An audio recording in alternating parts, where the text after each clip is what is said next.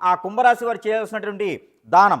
అయితే కుంభరాశి వారు ప్రతి ఒక్కరు చిన్నపిల్లలైనా పెద్దవారైనా సరే కుంభరాశి వారు 1 కిలో బియ్యము, ఒక తువ్వాలు అంటే వైట్‌గా ఉండేటువంటి వస్త్రం ఒకటి, అలానే లేకపోతే బ్లౌజ్ పీస్ అయినా సరే ఇవ్వచ్చు. అలానే వెండి నాణెం గానీ, ఒక రూపు గానీ, ఒక తీగ ఏదైనా సరే వెండిది ఉండాలి. 1 కిలో బియ్యం ఉండాలి. 2 ఎండి కొబ్బరి చిప్పలు ఉండాలి. ఇవన్నీ కూడా కలిపి ఎక్కడైనా మీకు సమీప దూరంలో బ్రాహ్మణోత్తములు ఉంటే వారికి దానం ఇచ్చేయాలి. మరొక మాట గుర్తుపెట్టుకోండి. దానం ఇచ్చేటువంటి సమయంలో ఎవరికైతే దానం ఇస్తారో వారికి కాళ్ళకి నమస్కారం చేయకూడదు. ఇది పర్టికులర్‌గా గుర్తుపెట్టుకోవాలి అందరూ.